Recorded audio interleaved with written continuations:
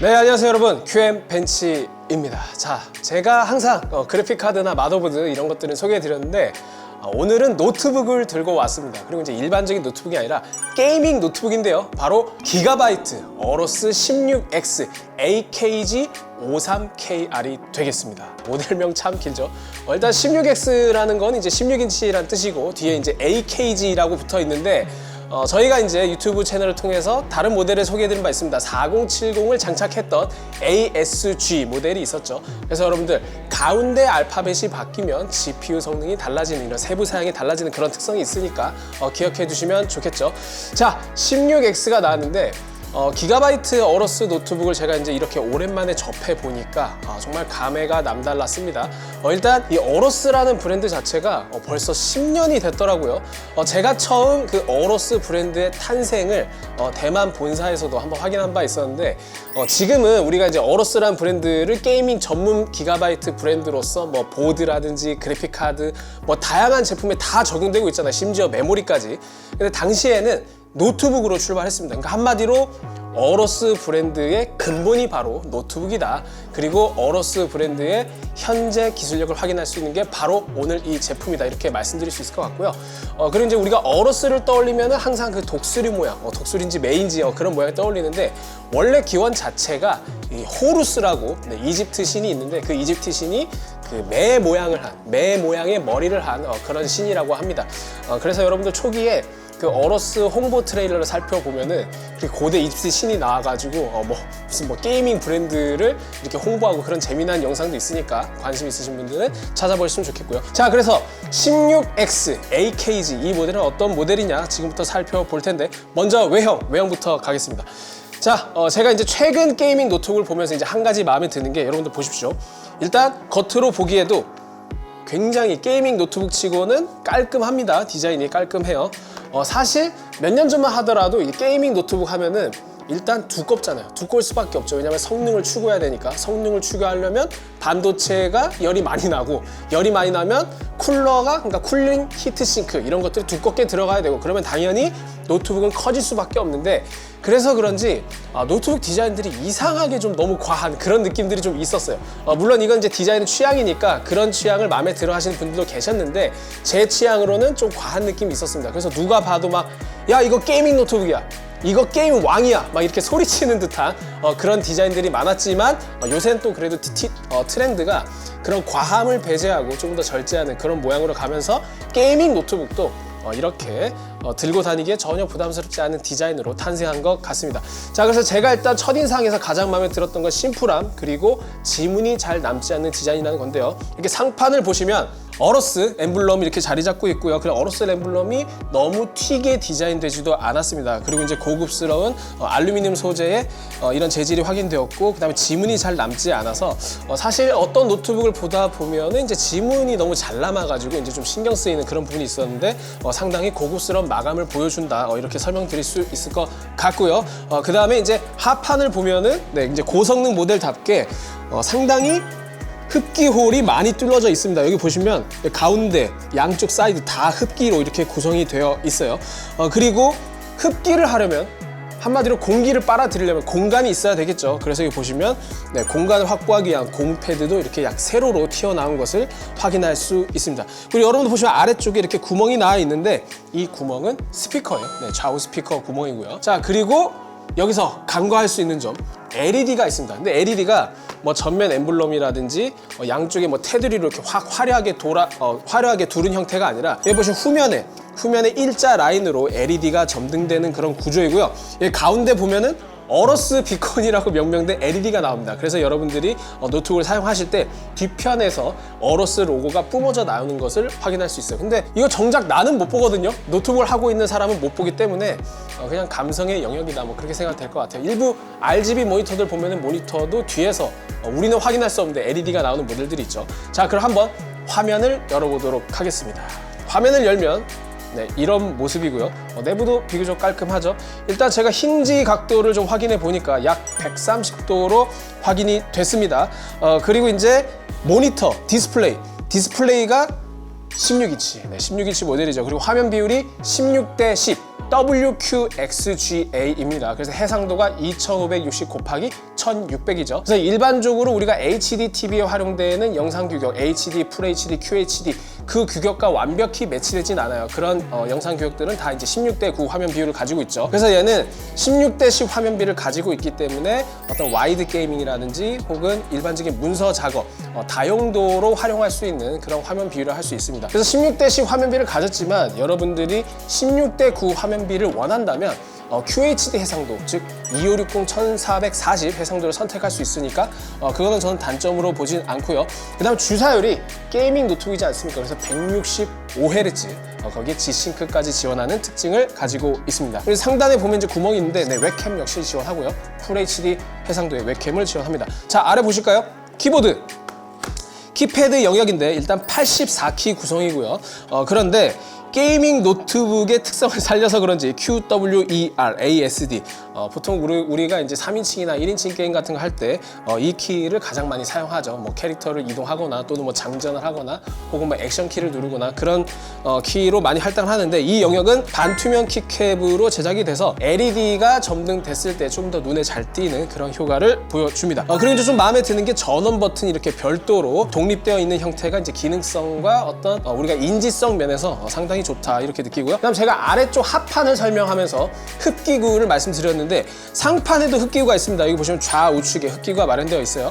그래서 냉각 효율에 굉장히 많은 공을 들였다. 이걸 좀 말씀드리고 싶습니다. 좀 이따가 배기구도 보여드릴게요. 배기구도 굉장히 잘 짜여져 있습니다. 그래서 84키로 구성되어 있고요. 아래쪽에 보시면 이제 터치패드, 터치패드가 크게 자리 잡고 있습니다. 이제 오른쪽 하단에 보면은 지포스 RTX, 그 다음에 인텔 코어 i7 스티커가 붙여져 있는데 사양, 기본적인 사양은 인텔 코어 i7 14650HX, 그 다음에 지포스 RTX 4060을 탑재하고 있습니다. 일단 CPU 사양, GPU 사양 모두 준수한데 CPU 같은 경우에는 이제 P코어가 8개, E코어가 8개로 구성돼서 총 24스레드를 가지고 있고요. RTX 4060, 저는 이 노트북용, 모바일용 RTX 4060이 이 어로스 노트북에서 굉장히 좋은 성능을 발휘해 주는데 확인해 보니까 데스크톱 RTX 4060이랑 성능 차이가 거의 없습니다. 이건 잠시 후에 성능 측정 결과에서 말씀드리도록 할게요. 그다음 터치패드 왼쪽에 보면은 돌비 비전, 애트모스 이런 음장 효과, 이런 돌비 비전, 애트모스 규격을 지원한다 나와 있는데 제가 이 돌비 비전과 애트모스를 사실상 처음 경험했던 게 엑스박스 시리즈 X에서 경험을 했었거든요. 그래서 여러분들이 이런 음장 효과나 다양한 영상 기술을 누리실 수 있다는 거 좋겠습니다. 그리고 스피커 같은 경우는 이제 2W짜리 2개가 달려있긴 한데 사실상 출력 면에서는 노트북의 크기라는 물리적인 크기 한계가 있으니까 상당히 낮잖아요. 그런데 이제 저희가 모바일 기기를 전문적으로 다루는 저희 직원들한테 이제 좀 소감을 물어보니까 2W 스피커에서는 굉장히 들을 만한 소리가 나온다. 이런 감상도 들을 수가 있었습니다. 자, 그다음 배기구. 제가 아까 이제 흡기만 설명했는데 배기구 설명 안 드렸죠. 여기 보시면 배기구가 오른쪽에도 있고 뒤쪽에도 2개가 있고 왼쪽에도 이렇게 하나가 있습니다. 그래서 총 배기구가 4개로 이렇게 설정되어 있어서 확실히 흡기와 배기를 신경을 많이 썼다. 뭐 그만큼 안에 들어가 있는 반도체가 열이 많이 나기도 하지만 확실히 이런 거를 많이 신경 써야 여러분들이 사실 노트북 같은 거 고성능 노트북 사용하실 때 어떤 쿨링 패드라든지 또는 이 바닥과 노트북의 공간을 떨어뜨려야 한다는 이런 압박감에서 조금 해소될 수 있습니다. 실제로 저희가 테스트를 해보니까 이 공간에 추가적인 공간을 확보하지 않아도 그냥 바닥에 이렇게 놓아둬도 실질적인 쿨링 어떤 효과, 성능에 큰 차이가 없음을 확인했습니다. 자, 그렇다면 포트부, 포트부 한번 봐야겠죠. 보시면 오른쪽부터 살펴봅시다. 오디오 포트가 있고요. 마이크로 SD, 그 다음에 USB 3.2 Gen2 Type-C가 있고 USB 3.2 Gen2 Type-A가 있습니다. 자, 다음은 왼쪽인데요. 왼쪽에 볼 게 많아요. 일단 전원 포트가 있고요. 그 다음에 RJ45 램 포트가 있고 HDMI 2.1 출력 포트가 있습니다. 그래서 여러분들 뭐 노트북 모니터를 외부로 빼실 때 4K 60Hz 이상 얼마든지 구현이 가능하다. 그 다음에 USB 3.2 Gen2 Type-A, 그 다음에 USB4 썬더볼트를 지원하는 USB4 Type-C 단자가 있습니다. 그래서 I/O 포트부도 확장성이 굉장히 훌륭한 것 같고요. 외형적으로 그리고 성능적으로 굉장히 강력한 성능을 자랑하는데 그렇다면 이 노트북의 내부 구조는 어떨지 한번 확인해 봐야겠죠. 그리고 제가 이제 무게를 설명 안 드렸는데 당연히 게이밍 노트북이니까 그렇게 가볍지는 않습니다. 이게 지금 보니까 본체만 2.3kg, 그다음에 어댑터가 700g 정도 됩니다. 그래서 여러분들이 합쳐서 3kg 정도라고 생각하시면 되는데, 물론 휴대가 가능하지만 가벼운 마음으로 휴대하기는 불편할 수밖에 없다. 그런데 이제 워낙 컴퓨터를 좋아하고 고성능 게이밍 노트북이란 걸 감안한다면 이렇게 휴대성을 너무 효율을 끌어올리고자 성능이라든지 그다음 쿨링 능력이라든지 이런 것을 희생시키는 거는 게이밍 노트북으로서의 우선순위가 저는 뒤바뀌는 거라고 생각하거든요. 그래서 어느 정도의 무게는 감수해야 된다. 이 점을 말씀드리고 싶습니다. 자, 저희가 이제 외형을 모두 살펴봤으니까 내부 쿨링 구조는 어떤지 한번 내부 모습을 통해서 확인해 보도록 하겠습니다. 네, 분해를 완료했습니다. 일단 분해 난이도는 그렇게 높지 않아요. 여기 보시면 하판에 이렇게 나사들만 다 풀어주면 됩니다. 이제 십자가 아니라서 여러분들이 이제 공부는 좀 필요하다는 점 확인해 주시면 좋겠고, 일단 내부 모습을 보니까 그냥 기분이 좋아요. 저도 이제 컴덕후다 보니까 그냥 이런 노트북 뜯어놓은 화면 보면 이제 너무너무 즐겁고 재밌는데, 일단 이 내부 모습을 보시면 여러분들이 이제 쉽게 육안으로 확인할 수 있을 것 같습니다. 일단 아래쪽 가장 거대하게 수평으로 쫙 펼쳐진 배터리입니다. 배터리. 그래서 배터리 스펙은 이제 99.2Wh가 되겠고요. 그다음에 상단에 마치 스피커처럼 생긴, 근데 스피커는 아니죠. 네, 스피커처럼 생긴 이게 바로 쿨링팬입니다. 우리가 일반적으로 그래픽카드에서 보는 쿨링팬 또는 뭐 케이스 내부에 달리는 시스템 쿨링팬, 이런 것들은 다 이제 플라워형이라고 해가지고 단순히 공기를 빨아들여서 아래쪽으로 공기를 불어내는 그런 형태를 가지고 있죠. 그런데 이런 팬들은 날개가 이렇게 선풍기처럼 펴진 게 아니라 꼿꼿이 세워져 있는 것들이 겹겹이 쌓여 있습니다. 그래서 이런 팬들을 블로어 팬이라고 하고요. 그래서 블로어 팬이 달린 이유는 내부 부품의 고온, 그러니까 뜨거워진 공기를 배출하지 않으면서 순전히 다른 부품에 영향을 주지 않으면서 빨아들인 공기가 이제 뜨거워지면 그 뜨거워진 공기를 외부로 배출하기 위해서 이런 블로어팬을 많이 장착합니다. 그래서 구조를 봐도 양쪽인 채 하나씩 있는 게 CPU랑 GPU가 있고요. 그래서 여기서 발생한 열이 블로어팬을 통해서 외부로 빠져나가는 그런 구조입니다. 그래서 제가 아까 말씀드렸던 배기구 4개가 양쪽에 이렇게 빠져나가고요. 그 다음에 위쪽으로 이렇게 빠져나갑니다. 그래서 이 뜨거워진 공기는 그냥 밖으로만 배출되는 그런 구조를 가지고 있죠. 그래서 이러한 구조가 노트북 구조에는 적합하고, 예전에 이제 그래픽카드도 레퍼런스 모델들이 블로어팬을 다는 경우가 많았습니다. 확실히 이제 열이 많이 나는 제품이다 보니까 이 히트 파이프도 아낌없이 썼어요. 네, 검은색으로 이렇게 마감 처리해서 굉장히 깔끔하게 보이는데 히트 파이프도 5개가 장착이 되어 있습니다. 그래서 이쪽이 사실상 노트북이 무거워지는 주 원인이다, 이렇게 생각하시면 되겠습니다. 이런 히트 파이프 다 구리거든요. 이 생판 구리에 이런 히트 싱크에 이런 것들이 다 무게를 차지하고 있으니까요. 그 다음에 안쪽에 보시면 이 하판에도 서멀 패드가 달려있는데, 이 서멀 패드는 뭐냐, M.2 2개, 그 다음에 가운데에 달려있는 와이파이 7 카드를 위한 서멀 패드라고 생각하시면 되고, 이 하판 자체에는 여러분들이 겉으로 봤을 때는 이런 모습이지만 하판 자체는 이제 플라스틱 재질이기 때문에 서멀 패드에 전달된 열을 그래도 조금 방열 성능을 확보하기 위해서 이렇게 구리 플레이트를 따로 장착하는 그런 구조를 가지고 있습니다. 자, 그다음 메모리인데, 메모리는 DDR5 5600 8기가 2개가 달려있어요. 이게 좀 아쉬워. 다른 성능이 다 좋은데 8기가 2개면 결국 이제 16기가잖아요. 16기가라고 하면은 우리가 일반적 게이밍에 사실 부족하지는 않죠. 부족하지는 않은데, 여러분들이 만약 뭐 크롬, 그다음에 엣지 이런 브라우저에 막 사이트 엄청 띄워놓고 프로그램 이것저것 띄워놓고 게임 하려고 보면은 사실상 넉넉한 메모리는 결코 아니거든요. 그래서 성능 대비 메모리 용량이 아쉽다, 그런 생각을 지울 수가 없습니다. 그다음에 와이파이 같은 경우 와이파이 7, 블루투스 5.4 최신 인터페이스를 모두 지원하고 있고요. SSD 1개가 달렸는데 1TB짜리입니다. 어러스 젠4, 젠4, 그 다음 PC 5002 모델 1TB가 장착되어 있는데, 저희가 테스트를 해보니까 기존에 별도 제품으로 판매하는 그 정도 속도를 충분히 내어주는 것으로 확인을 했습니다. 아래쪽에 말씀드린 건 이제 배터리고, 양쪽에 이렇게 네모나게 길쭉하게 되어 있는 것은 2W짜리 스피커 2쪽이라고 생각하시면 되겠고요. 자, 그래서 내부 모습까지 모두 확인해 봤으니까 실질적으로 이 기가바이트 어러스 16X AKG 성능은 어떨지 제가 직접 소프트웨어나 게임 성능을 통해서 확인시켜 드리도록 하겠습니다.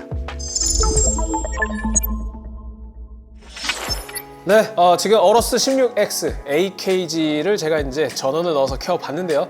일단 주요 사양부터 확인해 봐야겠죠. 제가 이제 CPU-Z랑 GPU-Z를 실행했습니다. 먼저 CPU-Z, 인텔 코어 i7, 세부 모델명은 14650HX가 되겠습니다. 그래서 이제 해당 CPU는 P코어 8개, E코어 8개, 그래서 총 스레드가 24개에 달하고요. 그래서 스레드 면에서는 뭐 데스크톱 CPU가 전혀 부럽지 않은 그런 사양입니다.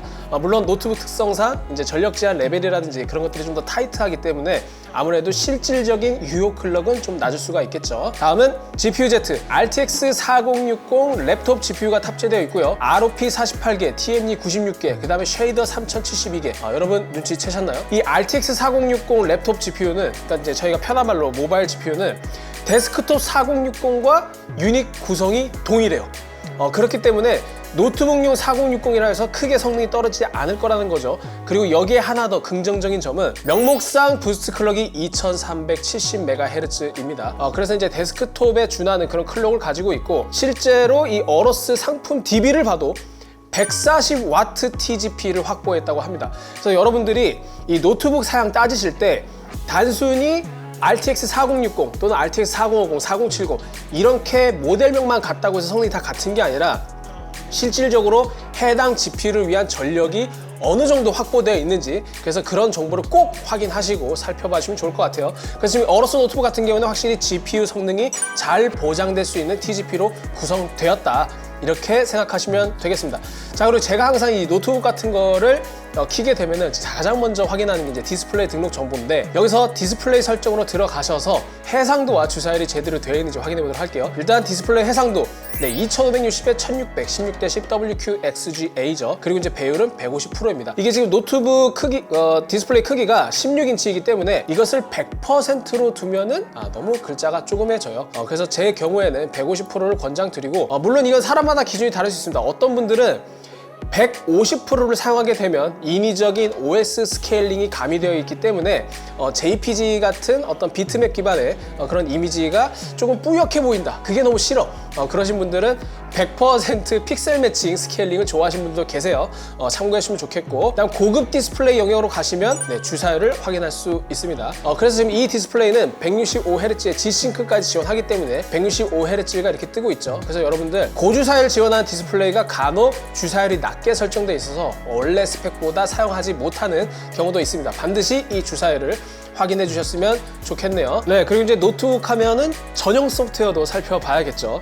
기가바이트 컨트롤 센터를 확인해 보도록 하겠습니다. 자, 제가 기가바이트 컨트롤 센터를 실행했는데 최초 실행 화면을 보면 말이죠, 먼저 SSD와 제너럴 탭이 나타납니다. 이 SSD 아이콘이 있는데 SSD2를 누르면은 현재 SSD의 상태, 이런 것들을 확인할 수 있고요. 그 다음에 이제 업데이트 센터를 통해서 여러분들이 드라이버 펌웨어 업데이트를 진행할 수 있습니다. 자, 제너럴 탭에는 뭐가 있을까요? 제너럴 탭 가볼게요. 이게 바로 핵심적인 기능들이 모두 모여있다고 생각을 하는데, 먼저 AI 넥서스 상태가 어떻게 되어 있는지, 그러니까 전반적인 설정들이 모두 모여있는 공간이라고 생각하시면 됩니다. 그리고 펜 컨트롤은 어떤 모드를 지원하는지 지금 보니까 전원, 에코, 터보, 보통 뭐 이런 식으로 있는데, 제가 봤을 때 이거는 번역이 약간 매끄럽지 않은 것 같아요. 지금 보면은 보통, 터보, 에코, 이거는 그냥 번역이 우리가 직관적으로 이해가 잘 되죠. 근데 전원은 제가 봤을 때 파워를 전원으로 번역한 게 아닐까, 그런 의심이 듭니다. 한마디로 좀 파워풀한 그런 성능을 말하는 것 같은데 이게 전원으로 번역되어 있는 게 좀 아쉽네요. 그리고 이제 위쪽에 AI 넥서스 보시면 제가 가장 마음에 드는 기능들이 숨어 있습니다. 여기 보시면 절전이 있고 균형이 있고 성능이 있는데, 사실상 노트북은 전력 관리 효율을 위해서 CPU 내장 그래픽과 지포스 외장 그래픽을 서로 필요에 따라서 왔다 갔다 할 수 있는 그런 기능들을 가지고 있는데, 절전 모드를 하게 되면 CPU 내장 그래픽만 활용하게 되고요. 균형 모드를 활용할 때는 평소에는 내장 그래픽을 활용하다가 고성능 3D 애플리케이션 활용할 때는 외장 그래픽을 활용하고, 성능 모드를 활용할 때는 외장 그래픽만 활성화됩니다. 그래서 여러분들이 이 게이밍 노트북 용도가, 주 용도가 상시 게임을 위해서 대기시키고 싶다, 그렇다면 주저없이 성능 모드를 고르시면 좋겠습니다. 내장 그래픽을 비활성화하고 외장 그래픽만 활성화해서 여러분들이 사용하시는 게 훨씬 더 어떤 성능 최적화면이라든지 다양한 변수에서 좀 탈출할 수가 있겠죠. 개인적으로 추천드리는 설정이고요. 자, 그러면 AI 넥서스라고 있는데 이게 뭔지 한번 확인해 보도록 할까요? AI 넥서스. 요새 AI가 너무 핫해서 그런지 여기저기 AI가 튀어나오는데, 먼저 첫 번째 탭 AI 파워 기어, 이게 제가 아까 설명드렸던 어떤 이 내장 그래픽과 외장 그래픽의 어떤 전환 그런 것들을 조금 더 편하게 프리셋 형태로 제공하는 기능을 생각하시면 되고요. 오른쪽에 AI 자동 기어라고 한다면 시스템 프리셋에 그냥 맡긴다. 얘가 알아서 조율할 수 있게끔 맡긴다. 이런 의미로 해석하시면 되겠습니다. 이제 두 번째 AI 부스트. 이게 노트북 사용 용도에 따라서 어떤 시스템 성능이라든지 그 다음에 이제 GPU 그런 것들을 조금 이제 바꿔주는 뭐 펜 속도까지 포함해서 말이죠. 그런 기능인데 기본이 있고 크리에이터가 있고 터보가 있고 게임이 있고 뭐 미팅이 있고 에너지 절약 저소 뭐 이런 내용이 나와 있습니다. 사실상 그래서 여러분들이 용도에 맞게 선택하시면 되는데 이게 이제 초보자한테는 뭐 좋은 기능일지 몰라도 전문가 입장에서는 이러한 프리셋 형태 자체가 정확하게 어떤 레벨을 가지고 또는 어떤 펜속과 어떤 성능을 가지고 조율하는지 알 수가 없기 때문에 사실상 컴덕후 분들은 이런 거를 별로 사용하지 않을까 그런 생각이 드네요. 그리고 이제 저는 개인적으로 아쉬운 게 AI라는 단어 그리고 여기에 이제 나와 있는 어떤 프리셋 형태들 이런 것들이 기업 입장에서 어떤 마케팅 목적을 위해서 AI라는 단어를 사용하는 거는 뭐 이해는 되는데 직관적이지가 않아서 차라리 초기에 저희가 살펴봤던 그 모드를 펜 컨트롤 모드를 활용하시는 걸 추천드립니다. 그리고 이제 이거는 좀 칭찬하고 싶은데 워낙 그 AI 이미지 생성, 그림 생성이라고 하죠. 스테이블 디퓨전이 핫하다 보니까 사실 스테이블 디퓨전 기능을 기가바이트가 컨트롤 센터에 내장을 해놨어요. 그래서 이거를 실행하면 바로 손쉽게 여러분들이 스테이블 디퓨전 기능을 활용할 수 있고 이게 왜 장점이냐면 스테이블 디퓨전을 여러분들이 이제 따로 구축을 하려면 사실상 상세한 설치법, 그다음에 뭐 복잡한 프레임워크를 뭐 따로 다운받아야 되고 이런 설치 과정에서의 진입 장벽이 분명 존재하거든요. 그런 것 없이 그냥 기가바이트 컨트롤 센터에 내장함으로써 접근성과 편의성을 높인 아주 좋은 기능이라고 생각을 합니다. 그래서 전반적으로 AI라는 단어가 주는 어떤 모호함, 그리고 이제 사용 모드에 따른 좀 불분명함 이런 게 좀 아쉽긴 한데 그래도 초보자 입장에서는 이제 본인이 사용 용도에 따라서 간편하게 접근할 수 있다는 측면에서 활용하시면 좋겠습니다. 네, 그래서 다시 본론으로 들어와서 여러분들이 그래도 컴퓨터를 조금 안다, 이해도가 있다, 그러면 제너럴 탭의 펜 컨트롤 모드를 활용하시는 게 좋습니다. 여기 보시면 아까 말씀드린 대로 전원, 에코, 터보 보통이 있는데 이게 결국 펜 속도뿐만 아니라 내부적인 전력 제한 레벨까지 조절을 해요. 전력 제한 레벨, 그 다음 펜 속도, 그로 인한 실질적인 클록 변화, 그러니까 성능까지 달라집니다. 그래서 여기에 대한 테스트 결과는 잠시 뒤에 저희가 공유해 드리도록 하겠습니다. 자, 그 외에 뭐가 있을까요? 상단에 보시면 대시보드가 있고요. 대시보드 보면은 노트북 현재 CPU 사용률, 뭐 온도 이런 것들을 한눈에 확인할 수 있고요. RGB 퓨저, 키패드에 이제 RGB 효과가 있지 않겠습니까? 그런 것들을 조율할 수 있는 뭐 RGB 고정 다양한 모드를 지원하고 있습니다. 사실 기가바이트 컨트롤 센터뿐만 아니라 이제 키패드에서도 이런 RGB 효과를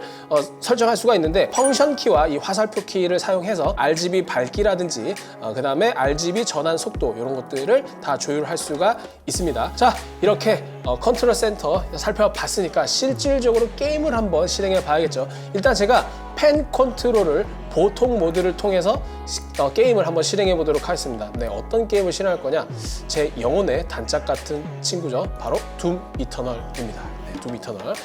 일단 이 노트북이 RTX 4060 랩톱 GPU를 가지고 있고 그 다음 CPU도 14650HX 가지고 있기 때문에 상당히 사양이 빵빵하단 말입니다. 그래서 QHD 해상도 정도에서 과연 주사율을 높게, 그러니까 프레임을 높게 뽑아낼 수 있을지 확인해 볼 텐데 일단 옵션은 해상도가 16대10에 2560 곱하기 1600이죠. 그 다음에 옵션은 제가 RT, 즉 레이트레이싱과 DLSS를 킨 상태로 확인해 보도록 하겠습니다. 여기 보시면 레이트레이싱 켜기 있고요. DLSS는 균형 모드로 확인을 했습니다. 그리고 메인 프리셋은 울트라 모드로 확인을 했고요. 이 상태에서 과연 게임 프레임이 얼마나 나올까요? 자, 일단 게임을 실행해 봤습니다. 이게 지금 초반 장면인데 그래도 100프레임 이상이 충분히 나와주고 있네요. 이게 화면 보시면 144프레임, 150프레임 보이죠? 대신 이게 지금 파워 모드가 아니라 일반 모드이기 때문에 CPU 클럭은 조금 낮게 측정됩니다. 현재 CPU 클럭이 2기가대, 2기가대에서 나오고 있고 GPU 클럭은 부스트 클럭 이상 2640을 유지해주고 있네요. 이 정도면 GPU 집중적인 게임에서는 충분히 좋은 성능을 발휘해줄 수 있을 것 같습니다. 사실상 여러분들이 MMORPG나 그러니까 뭐 로스트아크 같은 게임들, 그런 게임들은 실질적으로 캐릭터가 많이 몰리는 상황에서는 CPU 성능이 중요하기도 한데 어떤 사이버펑크나 둠 이터널처럼 GPU에 집중적인 그런 게임에서는 사실상 일반 모드로도 충분하지 않나 그런 생각이 들고요. 이때 온도가 GPU 같은 경우는 66도에서 67도, CPU 온도는 64도에서 67도 이 정도로 측정되고 있습니다. 자, 그래서 이 정도면은 지나치게 높은 온도는 아니라고 충분히 생각할 수 수 있고요. 무엇보다 GPU 온도 발열 해소 능력이 상당함을 알 수 있습니다. 이때 소비 전력은 CPU가 30W에서 40W, 낮으면 20W 정도 나오고요. GPU는 약 100W 정도 나오고 있습니다. 여기서 만약에 여러분들이 이제 전원 모드라든지 그 다음에 터보 모드 이렇게 활용하면은 CPU 클럭을 조금 더 끌어올립니다. 대신 소음 수치가 증가하겠죠. 전력 소비도 늘어나고요. 그런 특징을 가지고 있어요. 자, 그래서 제가 둠 이터널 즐기고 있는데 165Hz 주사율, 그 다음에 QHD를 넘어선 WQXJ 해상도, 그리고 레이트레이싱과 DLSS까지 모두 활성화했을 때 충분히 쾌적한 성능으로 게임 플레이가 가능하다는 점을 확인할 수 있었습니다. 근데 물론 둠 이터널이 워낙 최적화가 잘 되기도 했어요. 그래서 여러분들이 애초에 둠 이터널은 너무 가적화 아니냐 그런 말씀을 할 수 있기 때문에, 그렇다면 사이버펑크를 한번 실행해 보도록 하겠습니다. 근데 제가 사이버펑크를 실행하기 전에 이제 여기서 게이머로서 팁을 하나 드리고 싶은데, 간혹 16:10 디스플레이를 좋아하지 않는 분들이 계세요. 어떤 분들이냐면 16:10이면 어쨌든 16:9 화면보다는 그러니까 와이드한 화면, 즉 가로 시야가 조금 짧아지는 게 아니냐 이렇게 생각할 수 있는데, 어차피 16:10 디스플레이에서는 16:9 해상도도 충분히 구현이 가능합니다. 엔비디아 제어판 보시면 여기 보시면 2560의 1440 해상도가 있죠. 이것을 선택하시면 바로 16:9 해상도로 즐기실 수 있고, 여기에 더해서 만약에 여러분이 나는 21:9 해상도를 즐기고 싶다 그러면 간단하게 사용자 정의 해상도를 추가해 주는 것으로 해결이 가능합니다. 자, 제가 한번 해볼게요. 사용자 정의 버튼을 누르시고 사용자 정의 해상도 만들기 눌러주시고 2560에 1600으로 되어 있는 것을 1080으로 고쳐줍니다. 이게 21:9 해상도죠. 그래서 테스트를 한번 누르시면 바로 21:9 해상도가 이렇게 구현이 되죠. 여기서 다시 한번 확인 버튼을 누르시면 사용자 정의 해상도에 21:9, 2560에 1080 해상도가 추가됐음을 확인할 수 있습니다. 자, 사이버펑크 한번 실행해 볼까요? 여러분들이 아시다시피 사이버펑크 2077은 노트북이 아니라 데스크톱 PC에서도 굉장히 버거운, 굉장히 사양이 높은 그런 게임입니다. 물론 레이트레이싱 효과, 특히 이제 기본적인 그래픽도 워낙 훌륭하기도 하고, 무엇보다 이제 CD 프로젝트 레드의 최신 기술이 모두 담긴 그런 그래픽이기 때문에 사실상 고사양 게임에 속하죠. 그래서 이 정도 사양의 게임투북으로도 사이버펑크를 즐길 수 있는지 확인하는 차원에서 참고하시면 좋을 것 같습니다. 자, 일단 실행을 하고 있고요. 발작 위험성 이런 내용들이 나오죠. 자, 옵션은 어떻게 할 거냐? 일단 해상도는 타협하지 않겠습니다. 개인적인 취향으로 해상도 타협은 거의 하지 않아요. 그래서 그래픽 보시면은 퀵 프리셋에서 레이트레이싱 울트라로 하고요. DLSS는 균형으로 맞춰 주겠습니다. 그리고 레이 리컨스트럭션, 즉 레이트레이싱을 조금 더 최적화하는 그런 기술인데 이것도 켜주고, 이거 켜주면 여러분 레이트레이싱 효과가 좀 더 부드럽고 성능도 살짝 향상된 효과가 있습니다. 그리고 DLSS 프레임 생성도 켜주겠습니다. 하지만 레이트레이싱에선 조금 타협을 하겠습니다. 물론 사람에 따라 다르지만 개인적으로는 레이트레이싱 효과 중에서 가장 체감이 큰 게 반사 효과고요.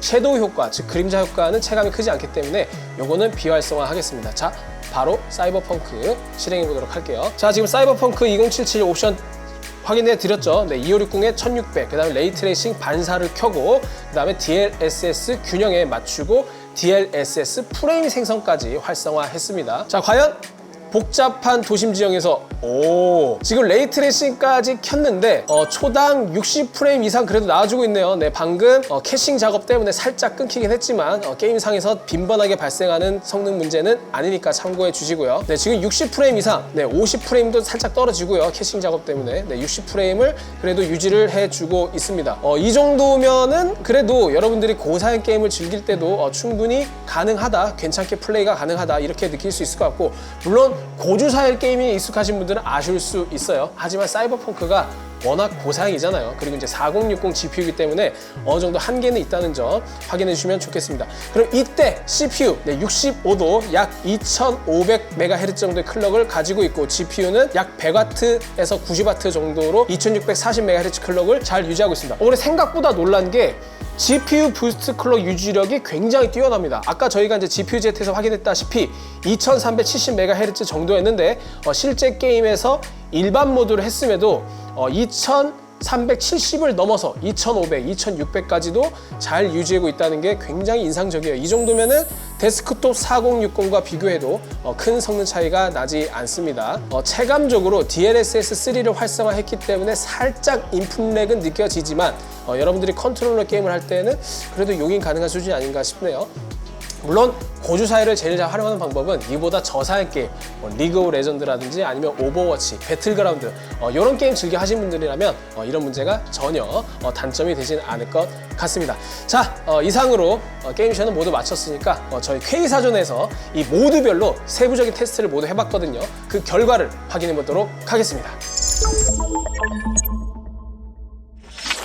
네, 디스플레이 측정 결과부터 살펴보도록 할 텐데요. 먼저 색상 영역, sRGB 100%를 준수하는 그런 측정치를 가지고 있습니다. 네, 다음은 디스플레이 밝기를 측정해 봤는데요. 100% 상태에서 400 칸델라를 만족하고 있어요. 상당히 밝은 화면인데 저희가 체감적으로 확인해 봤을 때도 디스플레이가 상당히 화사하고 밝다는 걸 확인할 수 있었습니다. 무엇보다 색 균일성이 굉장히 우수한데요. 저희가 일반적으로 사용하는 디스플레이 모니터, 즉 외장형 모니터와 비교해 봐도 상당히 준수한 그런 결과를 보여줬네요. 다음은 응답 시간.